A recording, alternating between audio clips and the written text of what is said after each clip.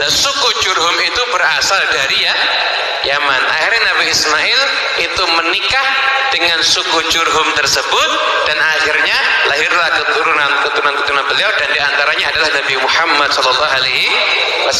Makanya akhirnya Rasulullah SAW itu disebutkan juga beliau adalah Al-Yamani. Itu beliau adalah berhala itu masuk ke kawasan Mekah, diperkenalkan menjadi sesuatu agama yang menyimpang, yang baru, itu oleh seorang tokoh yang bernama Amru bin Harith. Dan ini berasal dari komunitas yang disebut Bani Jurhum. Siapa itu Bani Jurhum? Sama dengan Hadoram. Siapa itu Hadoram? Saudara kandung dari Hazar Mawet, Hadramaut. Anak keturunan siapa? Anak keturunan Kahtan, orang-orang Arab Yaman. Kalau sholawat dari Allah semoga senantiasa tercurah kepada baginda Toha, yaitu Nabi Muhammad SAW, Yamani, orang Yaman. Ya, orang Yaman.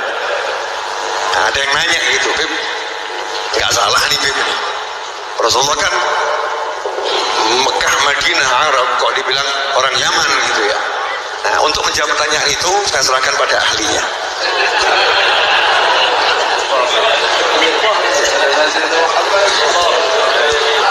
Bismillahirrahmanirrahim. Alhamdulillahirabbil alamin.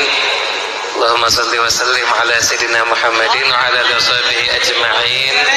Amma ba'du. Ini bagian yang susah-susah baru dilempar ini. Hadirin yang dimuliakan Allah Ta'ala, jawabannya tapi pakai cerita sedikit boleh ya? Beberapa bulan yang lalu, alhamdulillah saya diizinkan oleh Allah ziarah ke Madinah. Ziarah ke Madinah. Waktu itu saya mau berkunjung ke rumah salah seorang ulama. Jadi karena niatnya bagus mau ketemu ulama, nyegat taksi di pinggir jalan. Kemudian setelah itu saya masuk ke dalam taksi itu.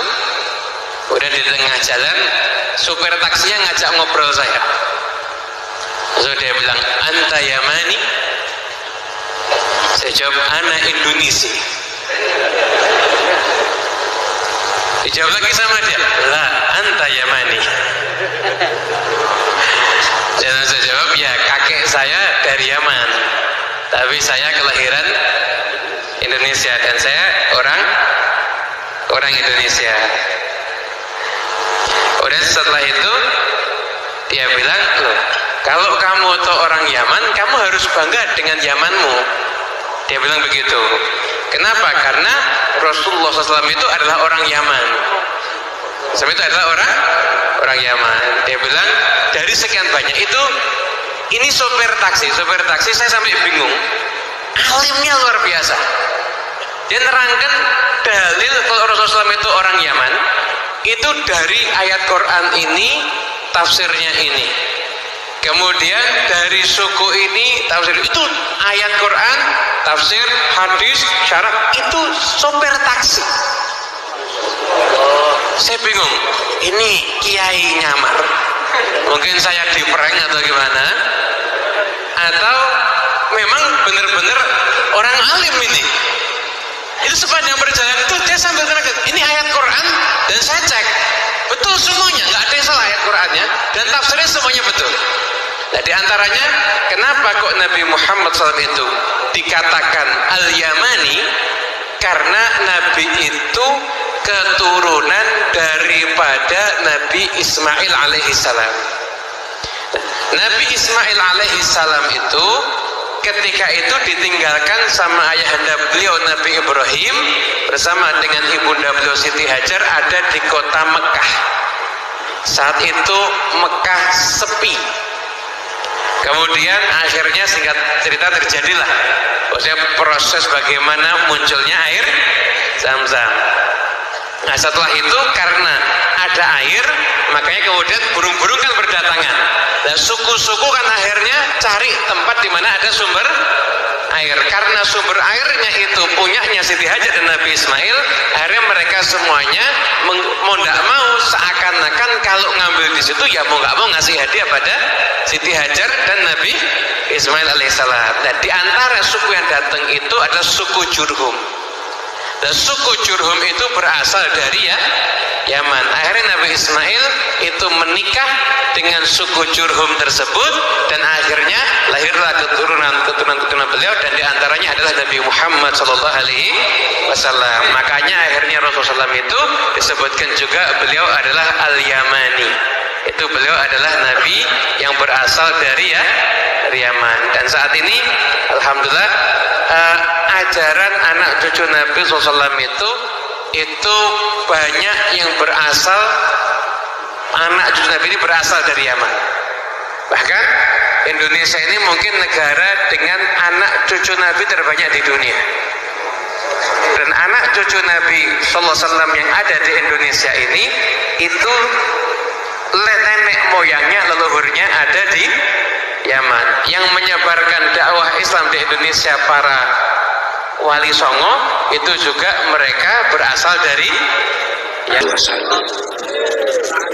Kanjeng Nabi niku wong Arab, bukan turunan Arab. Ini panjang kita ngertos. Ahibbul Arab li'anni Arabi. Kowe demenone Arab, aku iku wong Arab. Napa Kanjeng Nabi ku turunan Nabi Ismail. Ismail ku ibune saka Mesir, ramane saka Babylon. Mergo Nabi Ibrahim. Jadi Kanjeng Nabi niku ora wong Arab. Walakinallah astafa min bani Ismail Kinana wastafa min Kinanata Quraisyan wastafa min Quraisyin bani Hashim wastafa min bani Hashim ana wa ana khiyarun min ya. Gusti Allah turun bin Ismail sing dudu wong Arab iku akhirnya duwe putra sing jadi pilihan Kinana Ibnu Kinana tabni Khuzaimah tabni Mudrika tabni Ilya. Kinana kagungan putra sing paling dipilih Quraisy, wasmuhu Quraisy wa ilaihi tunsabul butunul Quraisyiyah. Quraisy dipilih Bani Hashim, Ibnu Hashim. Hashim iku Kanjeng Nabi.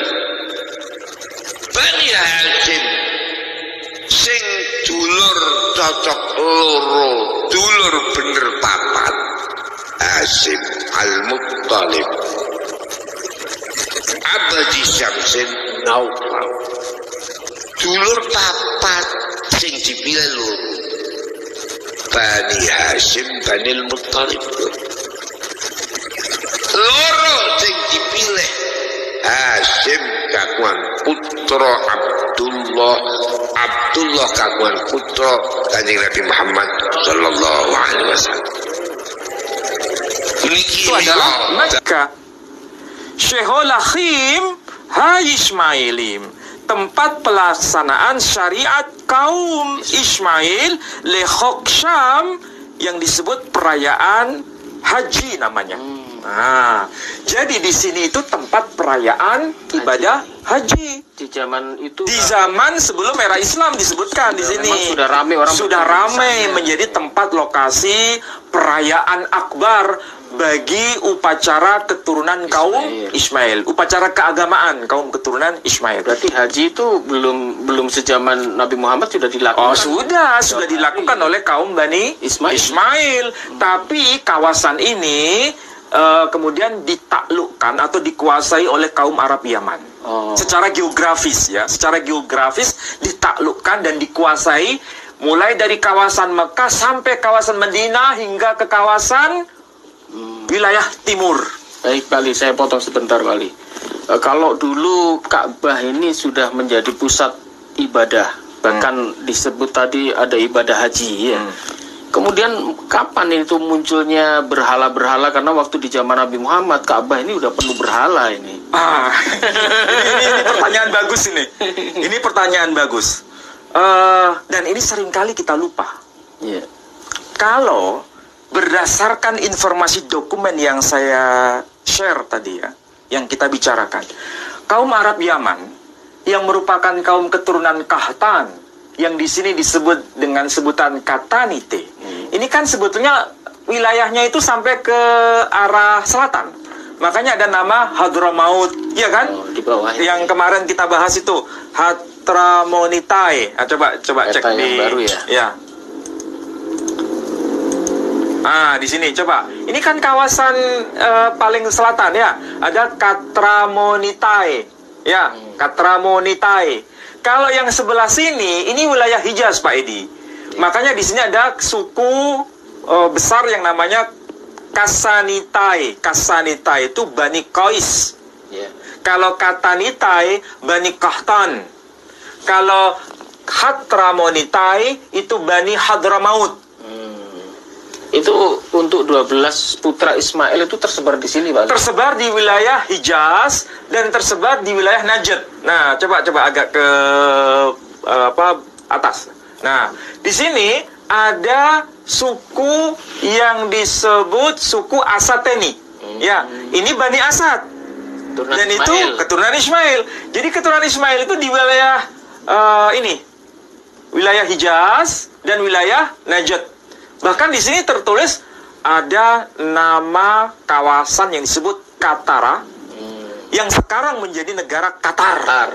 Jadi sebetulnya Qatar itu sudah eksis pada abad kedua, nama itu sudah ada. Tahun 200 sudah ada. Iya. Qatar. Jadi sekarang itu bukan negara yang baru, Qatar itu ya. Negara lama.